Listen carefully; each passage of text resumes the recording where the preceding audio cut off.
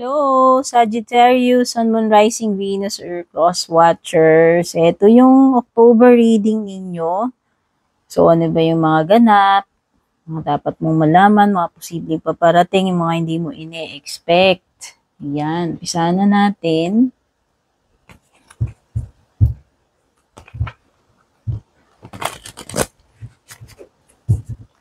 Kunin muna natin overall energy ng October mo, Sagittarius. No? So, overall energy ng October mo is Queen of Pentacles. Kaya lang reversed.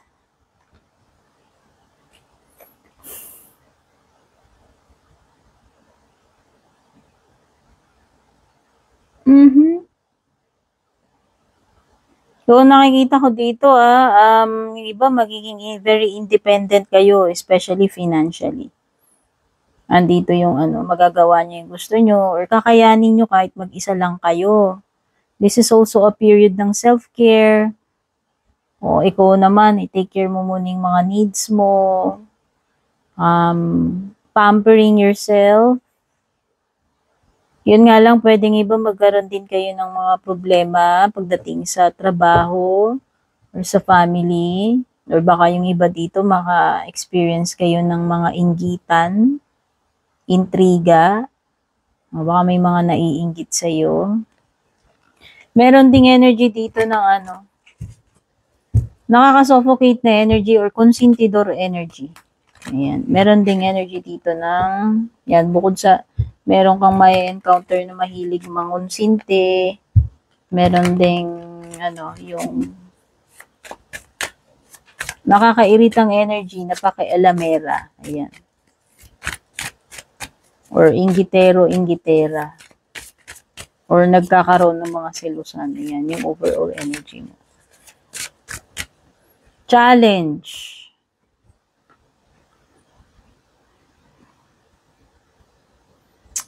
Challenge mo is paano ka magiging masaya.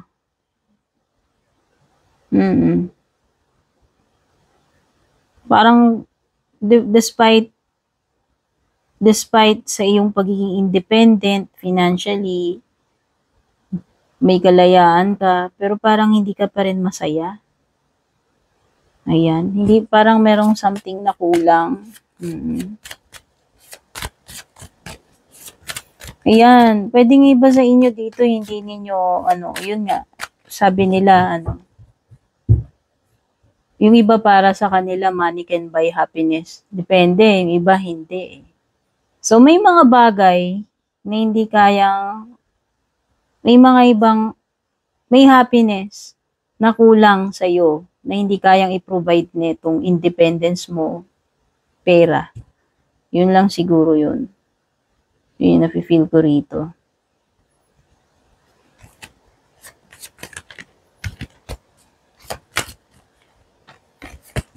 Kumbaga, deep in your heart, alam mo na meron pa rin something kulang. Despite the success, despite the money, or despite yung na-achieve yan.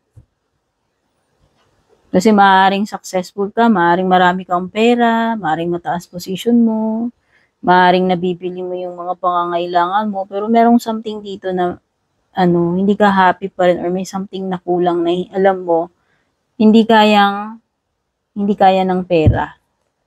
Okay, hindi mabibili ng pera. Ano naman yung magiging advantage mo or blessing for this month of October? Your pinaka-blessing mo is you love what you're doing.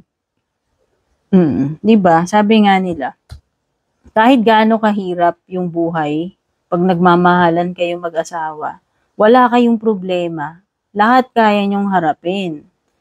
Oh, diba? 1. Number 2, kahit gaano kahirap yung trabaho, kahit gaano nakakapagod, pag mahal mo yung trabaho mo, you enjoy what you're doing, parang hindi siya sa'yo hindi siya labor.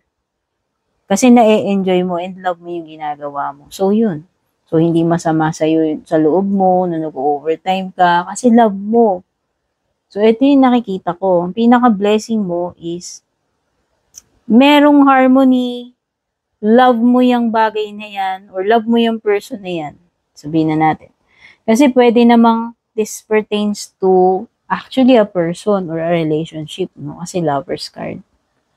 Kung sabihin na natin, okay, may mga bagay na, na hindi kayang bilhin ng pera, pero importante, magkasundo kayo ng jowa mo, or importante, nagmamahalan kayo, or kung hindi naman about jowa, importante, love mo yung ginagawa mo, love mo yung profession mo, yun naman yung pinaka-importante. Okay, so nakikita ko rin another advantage or blessing mo dito is mag-work yung partnership. No? Kasi nakikita ko dito may harmony. Romantic partnership man yan hindi. Ano man tong bagay na to na pagsasamahin is mag-work siya. Okay? Magiging stable yan, magiging malalim na relationship kung relationship yan. Seryoso yung feeling. Or pipiliin ka, ayan, advantage dito. Ikaw yung pipiliin. Importante, masaya ka dun sa naging choice mo. Yan yung magiging blessing or advantage mo ngayon. When it comes to the future or yung mga next na pwedeng mangyari, tignan na natin.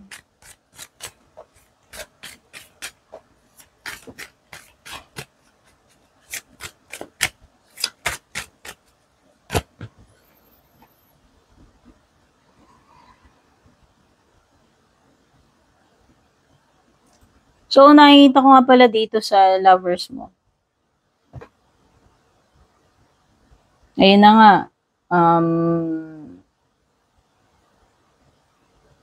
Kung may pilian na magaganap dito, ayan.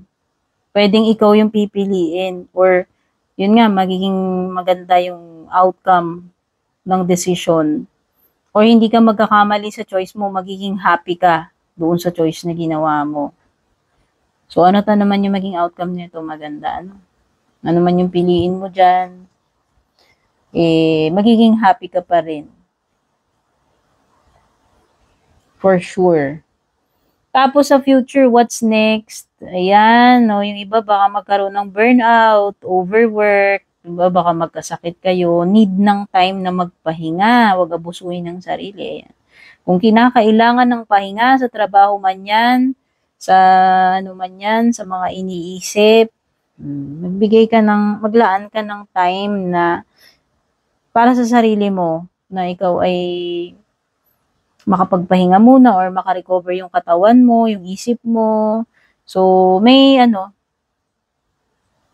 yung iba dito kung naghahanap kayo ng job, employment sa hospital or sa medical field, it's an indication na makahire kayo dyan sa hospital na yan or sa institution na yan. So, ito na yung recovery period na inaasam mo. Kung galing ka man sa sickness. Okay? So, yan, nakikita ko dito may mga bagay dito na dapat mong pag-isipan ng malalim, bigyan mo ng time, pahinga. And kung meron mang kailangan na mga healing or recovery, sakit man yan or hindi, andoon yung energy na makaka-recover, makaka-bounce back, magiging maigi uli. Okay? Pagdating naman sa love life mo, Sagittarius, ngayong October,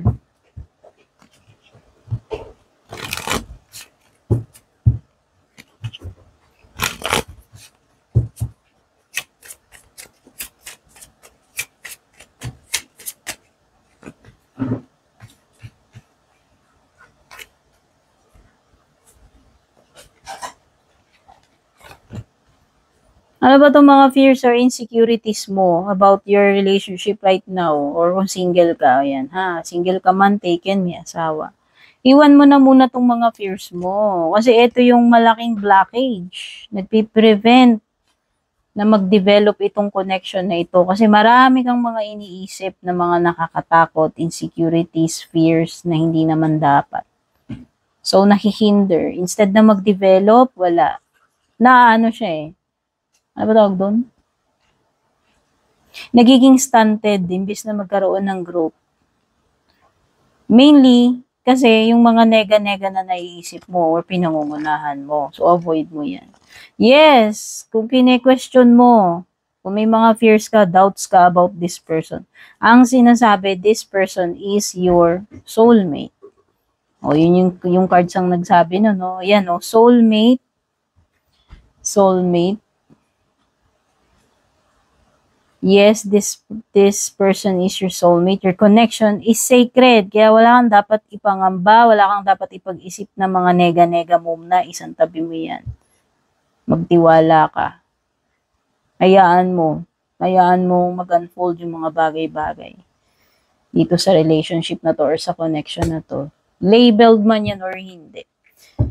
Okay, pagdating sa mga wild cards, yung mga unexpected na pwedeng mangyari or paparating pa. Kumuha tayo dito sa ating tea leaf cards. Tumalon.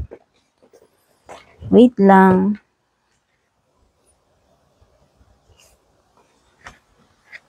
Barrel. Something. Sabi ko nga deep in your heart, merong something na kulang. Merong emptiness or something lacking in your life. Perhaps, love, money, or goals. Basta, sabi ko nga, may mga bagay na, proud ka sa sarili mo, na-accomplish mo, naging successful ka. Pero dito sa, challenge card mo, meron pa rin something kulang. Despite the victory, the success, the achievements, or pagiging, financially independent. Ayan. Meron pa rin something kulang, May space na dapat mapunan ngayong October merong a void or emptiness na dapat mapunan. And parang yun yung doon ka hindi happy. Ay, my God, wait lang, ano ba to? Nagkakandahulog yung mga bara. Wait lang.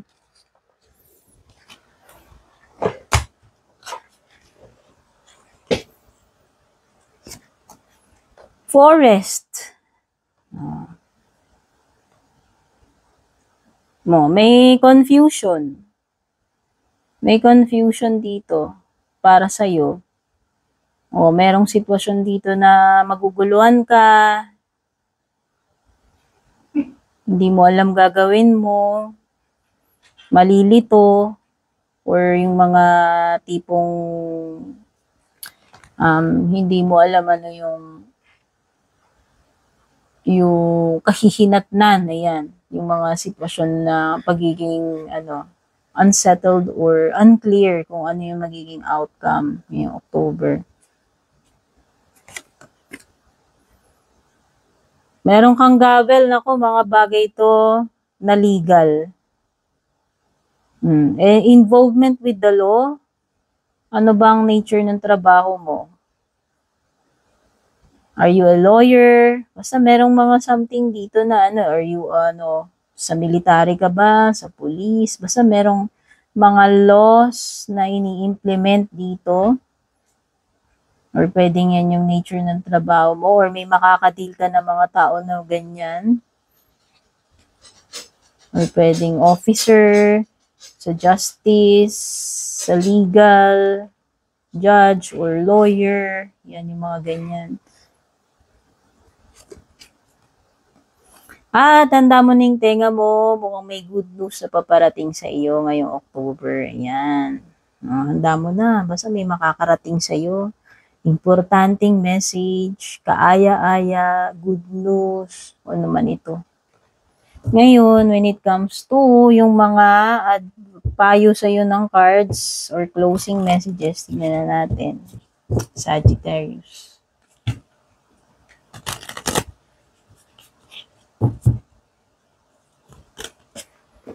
Choose a new direction daw. O baka gusto mo, ibahin mo yung yung approach mo, yung diskarte mo. O mag-iba ka ng lugar. Or ibaling mo muna yung attention mo sa iba. Or pagpaliban mo muna sa ibang panahon. Basta, choose a new direction. Baka kailangan mong ibahin yung setup, lumipat ng lokasyon, lumipat ng bansa. Basta merong something dito na kailangan ibahin mo Sa iba ka maganap, no? So, halimbawa, lagi kang dumadaan dyan. O, ibahin mo muna. Huwag ka munang dumaan dyan bukas. Hindi ko alam, basta. Parang pwedeng yun yung iniiwas ka sa kung ano mang kapahamakan or ano. In the near future daw, uy, meron ng malapit na, meron something dito na nagmamanifest na. O, sana yung good news na yan. Pero basta, meron something dito. Malapit na siyang mangyari. Or malapit nang mabigyan ng kasagutan para sa iyo. Wow, perfect timing. So, indication ito na merong divine timing para sa sitwasyon mo. Yun na nga, kung susundin mo to, sinabi doon, choose a new direction. Siguro ibahin mo na lang, i-reschedule mo sa ibang panahon muna. Kasi meron talagang perfect timing, divine timing na nakalaan. So, pakiramdaman mong mabuti yan. Pero meron ng mga nagmamanifest dito in the near future. Mga mangyayari na, malapit na. Okay? So, dapat maging ready ka dito sa perfect timing. Kung hindi ngayon yan, yun nga, ibahin mo sa ibang pagkakataon. Okay, Sagittarius, hangad ko na mabigyan kang kaliwanagan, guidance, makatulong sa iyo itong reading na to. Take care, God bless, babush.